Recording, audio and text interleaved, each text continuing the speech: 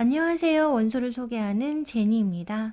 오늘은 아동 청소년 소설 중에서 제가 감명 깊게 읽은 책 4권을 소개할게요. 어떤 책들인지 check it out.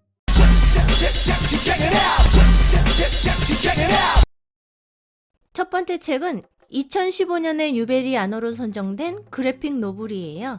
시시 벨의 엘 데포입니다. 한국어 번역서 제목도 엘 데포예요. 이 책은 총 233페이지이고요. 작가가 자신이 겪은 실제 이야기를 바탕으로 쓴 소설이에요. 시시는 4살 때 수막염에 걸린 이후에 청력에 문제가 생겨요. 그래서 보청기를 끼고 사람들이 말하는 입술을 읽는 연습을 해보지만 쉽지 않아요. 학교에 입학할 나이가 된 시시. 크고 무거운 보청장치를 메고 학교에 가야 해요. 보청장치 덕분에 선생님 말은 잘 들을 수 있지만 아이들과는 소통이 어려워서 혼자 버블 속에 갇힌 느낌이에요. 학년이 올라가면서 시시는 보청장치를 옷으로 가리기도 해보고 보청장치 없이 들리는 척도 해보지만 모두 잘 안 돼요. 시시는 속상한 일이 있을 때마다 자신이 용감하고 씩씩한 슈퍼히어로 엘 데포라고 상상합니다. 엘 데포는 갑자기 청력을 잃은 시시가 겪는 여러 가지 에피소드들을 담은 책인데요. 작가의 실제 경험이어서 진정성이 느껴져 좋았던 책이에요. 두 번째 소개할 책은 2005년 뉴베리 메달 수상작이에요. 신티아 카도하라의 키라키라. 한국어 번역서 제목도 키라키라입니다. 총 244페이지예요. 케이린의 가족은 미국에 사는 일본 교포예요. 부모님이 아이오와에서 작은 식품점을 하다가 잘 안 돼서 정리하고 공장에서 일하려고 졸지아로 이사 왔어요. 케이리에게는 4살 많은 언니가 있는데요. 동생을 잘 돌보고 똑똑하고 마음 따뜻한 케이리의 눈에 정말 완벽한 언니예요. 케이리가 태어나서 처음 배운 말은 엄마도 아빠도 아닌 언니가 가르쳐준 말 키라키라였어요. 키라키라는 반짝반짝이라는 뜻의 일본어인데요. 이 말을 배운 후 케이리는 자신이 좋아하는 것들은 모두 반짝반짝이라고 했었어요. 그런데 케이리가 너무나 사랑하는 이 언니가 원래도 몸이 약했었는데 아프기 시작해요. 점점 더 많이. 날이 갈수록 언니의 병은 깊어지고 늘어나는 병원비에 부모님은 밤낮 없이 일하시고 아픈 언니와 그 사이 태어난 남동생도 돌보며 케이리도 점점 지쳐갑니다. 세 번째는 저 이 책 너무 좋아해요. 윌리엄 스티그의 The Real Thief. 한국어 번역서 제목도 진짜 도둑이에요. 총 58페이지입니다. 이 책은 표지의 귀여움으로 봐서는 글씨 크고 단어도 아주 쉬울 것 같은데 생각보다 글씨가 크지 않고요.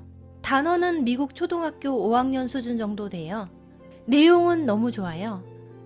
거웨이는 새로 지은 왕실 보물창고의 경비를 맡은 경비대장인데요.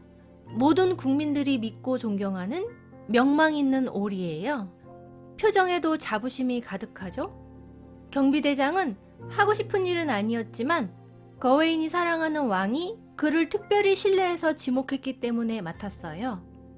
그런데 두꺼운 돌벽의 육중한 출입문으로 지어져서 열쇠 없이는 아무도 들어갈 수 없는 이 보물창고에서 보물이 없어지기 시작합니다. 처음에는 루비 29개가 사라지더니 금화, 은장식, 급기야 엄청난 금액의 다이아몬드까지 없어져요. 창고의 열쇠를 가지고 있는 건 왕과 거웨인 단 둘뿐인데 왕이 도둑일 리 없으니 그럼 범인은 누구란 말인가요? 거웨인은 결백하다고 주장하지만 지하 감옥에 갇히고 재판을 받게 돼요. 그런데 재판장에는 거웨인에게 일어나는 일을 지켜보는 진짜 도둑이 있었으니 이 도둑은 무슨 생각을 하고 있을까요?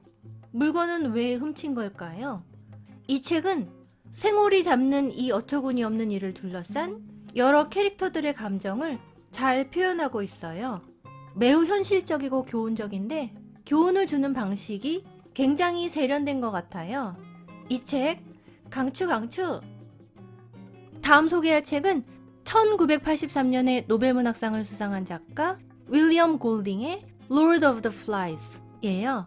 한국어 번역서 제목은 파리 대왕입니다. 총 284페이지이고요. 영어 수준은 해리포터와 비슷한 미국 초등학교 5학년 수준 정도예요. 배경은 영국. 비행기가 무인도에 추락하는 사고가 일어나고 어른들은 모두 죽고 소년들만 살아남으면서 이야기가 시작돼요. 먼저 섬을 헤매던 랄프란 아이가 큰 고동 껍데기를 발견하고 고동을 불어 섬 여기저기에 흩어져 있는 아이들을 불러 모아요. 모인 아이들은 리더가 필요하다는 데에 모두 공감하고 민주적으로 리더를 선출합니다. 리더로는 몸집도 크고 인상도 좋지만 무엇보다 고동을 가지고 있는 랄프가 뽑혀요. 리더가 된 랄프는 무리를 민주적으로 이끌려고 규칙을 정하고 모두에게 공정하려고 노력해요. 그러나 섬에 고립된 시간이 길어질수록 아이들은 규칙을 지키는 데에 소홀해지고 옷을 갖춰 입기보다는 몸에 칠을 하는 등 점점 변합니다. 또 규칙을 강조하는 랄프보다는 좀 더 충동적이고 거친 리더십을 가진 잭을 따르는 아이들이 늘어나는데 문명으로부터 고립된 인간은 어떻게 행동할까요? 이 책 참 무서운 책인 것 같아요.